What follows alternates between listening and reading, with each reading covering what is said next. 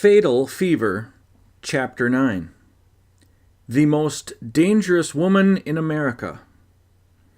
The ferry ride across the polluted East River to North Brother Island covered a quarter of a mile. Malin felt as if she were being taken thousands of miles away from her world. She'd heard of North Brother Island from the headlines. 3 years before, in June 1904, the steamship, the General Slocum, burned and sank nearby. About 1,400 German Americans had been on board, most of them women and children heading to a church picnic. More than 1,000 of them died, and their bodies washed up on the island shore. Ugh. People had been dying there for years. North Brother Island was a place where you were sent to die, away from your family and friends. Being on the island made Malin feel nervous and almost prostrated with grief and trouble. She didn't belong, she wasn't sick, and she wasn't dying. The kidney-shaped island covered about 20 acres, less than the area of 4 blocks in Manhattan. It contained a few trees, a church, a red and white lighthouse, some concrete buildings and wooden cottages, and the brick hospital full of tuberculosis patients. Malin was glad they didn't make her stay in there. Instead, they put her in a cottage at the southern end of the island that had once been the head nurse's home. The building wasn't large, but its many windows made it bright, definitely an improvement over the cramped room they'd locked her in at Willard Park Hospital. She had a living area with a bed, table, small kitchen, and a bathroom with modern plumbing. The cottage sat near a riverbank next to the church.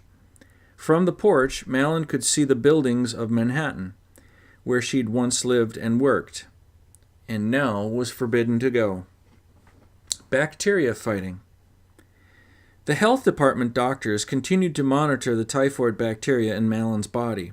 At first, they asked her to provide samples of her feces 3 times a week for testing in the department's laboratory. She was relieved when, in November 1907, they cut back to once a week, but that didn't make her any less indignant about the way she was being treated. They told her that they were trying to cure her. If they succeeded, they'd be able to release her, knowing that she couldn't infect others. On and off, the doctors gave her urotropin, a drug used to cure urinary tract infections. The idea was that the drug would kill the bacteria in Malin's bladder before the urine left her body. When the urotropin didn't seem to reduce the amount of bacteria that Malin shed, the doctor stopped giving it to her. Good thing, too, because the side effects made her miserable. "If I should have continued," she complained later, "it would certainly have killed me, for it was very severe." Next, the doctors tried several drugs that destroyed other types of microbes. They fed her brewer's yeast because it seemed to cure various ills. They changed her diet and gave her laxatives, hoping that that would help. Yuck. Nothing worked. At times, her feces were free of typhoid bacteria for as long as 3 to 4 weeks, but the microbes always reappeared. Malin couldn't trust the doctors. They didn't seem to know what they were doing or care about her. Their sole concern was the germs they claimed she carried. When her left eyelid became paralyzed, she asked them for help. No one did anything. After 6 months, the eyelid got better. In Malin's opinion, it was thanks to the Almighty God, not the doctors. What about the others? Mary Malin's capture and imprisonment raised new questions for the health department. Investigators had been lucky to find her, but surely she wasn't the only healthy typhoid carrier walking around the city. The Europeans thought that 5% of typhoid patients became lifetime carriers. With more than 4,000 New Yorkers developing the disease in 1907 alone, that meant that thousands of carriers like Mary Malin were living in the city. How could the health department stop them from spreading typhoid bacteria and infecting others? William Park, who directed the laboratories, and Walter Bensel, who had overseen Malin's capture, both spoke out about the problem. They agreed that the city had so many carriers that they couldn't possibly lock them all up. but Health Commissioner Thomas Darlington was proud of the drop in the typhoid fever death rate since he took office in 1904. 20% fewer New Yorkers had died of typhoid despite the city's growth by 500,000 people over the past 5 years. He didn't want to release a woman known to have caused several typhoid outbreaks. An offer of freedom. The health department doctors again explained to Malin that they wanted to help her return to her previous life, but first they had to eliminate the typhoid bacteria from her body. The best way, maybe the only way, was to take out her gallbladder, where typhoid germs were living and dividing. They promised to get the best surgeon in town to do the cutting. Malin refused. "No knife will be put on me. I've nothing the matter with my gallbladder." The head nurse tried to persuade her. "Would it not be better for you to have it done than remain here?" Malin said no, it would not. She wondered if they were trying to commit murder by slicing into her. "I'm not afraid of people, and I've got a right." That's not really Irish, but... By January, 10 months after Malin was taken from her Bones house, doctors had failed to cure her. The health department tried another strategy. One of the Riverside Hospital doctors asked her if she were allowed to leave the island, where would she go? Malin didn't hesitate. "To New York," she replied. That wasn't the answer the New York City Department of Health wanted to hear. Later, the head nurse brought up the subject with Malin. The city might let her go if she said the right thing. She should write to Commissioner Darling, the nurse suggested. Tell him that if he released her, she'd leave New York, change her name, and go live with her sister in Connecticut. Malin replied that she couldn't do that for one simple reason. "I have no sister in that state, nor any other in the United States." Mary fights back. In July 1908, Mary Malin had been imprisoned for more than a year. She had adopted a small fox terrier as a companion, and her boyfriend, Brayoff, was allowed to visit. Still, her life on the island was boring and dismal. For many years she had been used to working. Now she had nothing to keep her busy. The health department wouldn't let her go. They said it was because she was giving off typhoid bacteria. Well, Malin didn't believe it. She had never believed it, and she was determined to prove them wrong.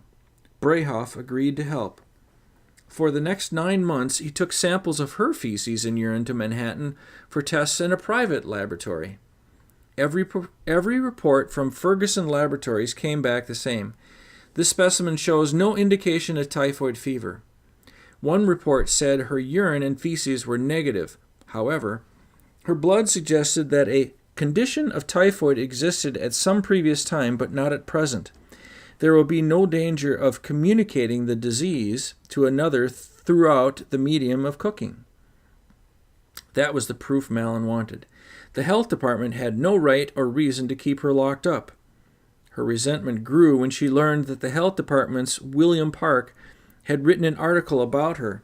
In September 1908, it was published in the Journal of American Medical Association. Park wrote that Mary, he didn't give her last name, couldn't be released because she had infected more than 24 people.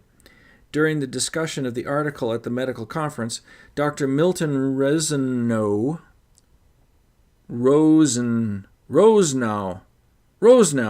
Dr. Milton Rosenow, how's that? Director of U.S. Public Health Service Hygienic Laboratory, referred to her as Typhoid Mary. Malin was livid. I wonder how Dr. William H. Park could like to be insulted and put in the journal and call him or his wife Typhoid William Park. Breaking news. For almost 2 years, Mary Malin stood alone against New York City and its health department. In the spring of 1909, an Irish attorney named George Francis O'Neill came to her rescue. O'Neill was in his early 30s and had been practicing law in New York for about 2 years. No one knows how she arranged to hire him. Some say William Randolph Hearst, the powerful newspaper publisher, had O'Neill's legal fees, perhaps to get her story. However it happened, the reporters at Hearst's New York American newspaper found out Mary's last name and the details of her capture and imprisonment. On Sunday, June 20th, 1909, the paper's 800,000 readers found out too. A blaring headline stretched across 2 pages in the magazine section. Typhoid Mary, most harmless and yet the most dangerous woman in America. Below the headline was a drawing depicting a parade of her victims, including 4 laundresses, 1 parlor maid, 1 footman, 1 nurse, and 3 society women and a partridge in a pear tree. The list was loosely based on George Soper's investigation. In its sensational article, the newspaper identified the cook Mary Mallon as Typhoid Mary. A drawing showed her breaking skull-like eggs into a frying pan. An interview with George Soper recounted her extraordinary trail of death and disease. William Park was quoted too, reassuring the public that Mary didn't spread typhoid through casual contact. It was through her cooking. It is extremely unfortunate for the woman, Park said, but it is the plain duty of the health authorities to safeguard the public from such a menace. Can you imagine this today? Lawsuit. Although the newspaper made Mallon look like a killer, it also expressed some sympathy for her. It described her as a prisoner on New York's quarantine island. In one photograph, she is confined to a bed in Willard Parker Hospital. In another, she is huddled against a building on North Brother Island with a blanket wrapped around her to keep warm. Mary, the newspaper said, has committed no crime, has never been accused of an immoral or wicked act, and has never been a prisoner in any court, nor has she been sentenced to imprisonment by any judge. Plea for freedom. These words sounded as if they could come from a lawyer's mouth. In fact, that might have been exactly where the reporter got them. George O'Neill's tactic for freeing his client was to argue that Mallon had done nothing wrong. Yet she'd been in prison without a court hearing or trial. On Monday, June 28, 1909, O'Neill filed a writ of habeas corpus, which means you have the body. In New York State Supreme Court, in this legal document, he asked a judge to require the superintendent at Riverside Hospital to produce Mary Mallon and explain why she was being held. A Supreme Court justice ordered the health department to bring Mallon from North Brother Island to the Supreme Court building in Manhattan the next day. She was finally getting her day in court. On Tuesday morning, reporters from the New York newspapers were waiting for her at the courthouse. After the New York American's article 9 days before, Typhoid Mary Mallon had become famous and her nickname stuck. News about her sold papers. Mallon hadn't been off the island for about 2 years, and she took advantage of the chance to share her outrage. "I have committed no crime," she announced to reporters. "I am treated like an outcast, a criminal. I have been healthy." She looked it too. Reporters described her as rosy as you please and having a clear, healthy complexion, bright eyes, and white teeth. It seemed remarkable to them that she could be full of deadly typhoid bacteria. Mallon pulled out a copy of the New York American article with a picture of her dropping skulls into a skillet. "It's ridiculous to say I'm dangerous," she said. She complained that no one ever spoke to her on the island. A nurse dropped off meals at her door 3 times a day and rushed away. "Why should I be banished like a leper and compelled to live in solitary confinement, with only a dog as a companion?" she asked. To some newspaper readers, it seemed unlikely that doctors and nurses, who regularly treated lethal contagious diseases, would ostracize Mallon. The New York American had printed a photo of her sitting with other women against a building on North Brother Island, clearly not in solitary confinement. "It was the drinking water, not me, that caused the trouble," Mallon insisted. "I never had typhoid in my life." Not everyone agreed. One reporter quoted an unidentified health department doctor. If she should be set to work in a milk store tomorrow, in 3 months, she could accomplish as much as a hostile army. At the court hearing, the attorney representing the health department explained why Mallon was being held in a contagious hospital. She is a menace to health of the community. The doctors were attempting to cure infected conditions, he said. She still had large amounts of bacteria in her stools, however, and should not be allowed to go free. The attorney asked for an adjournment so that he could better prepare his case. The justice agreed, sending Mallon back to North Brother Island. She'd been off the island for just 3 hours. "I don't want to go back," she said. "It's very lonely over there." But back she went. The arguments. During the next 2 weeks, the lawyers on both sides argued their positions in papers submitted to the court. The health department's attorney provided the evidence gathered by George Soper, tracing the typhoid cases caused by Mary Mallon. A Department of Health doctor stated that the repeated outbreaks were in themselves proof that the virulence of the bacilli had remained intact. Boy, there's a word for you. To back up its case, the department's attorney gave the court 28 months of its laboratory tests. From March 1907 to June 1909, the lab had examined 163 of Mallon's fecal specimens and found 120 positive for typhoid bacteria.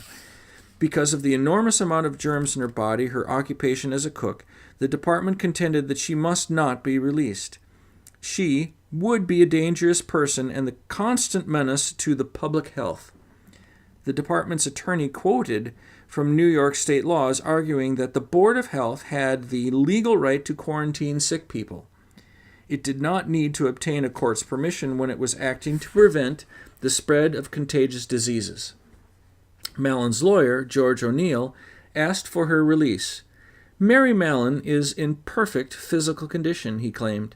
As evidence, O'Neill presented the reports from Ferguson Laboratories confirming that she was not giving off typhoid bacteria.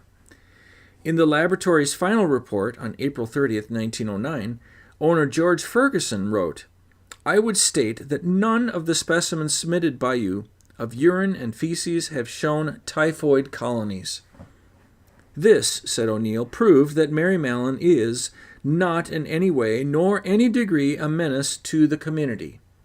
The attorneys had made their arguments, and the case was in the hands of the justice. Until he made his decision, Mallon could do nothing but wait in her cottage facing the East River and wonder, would she ever be set free?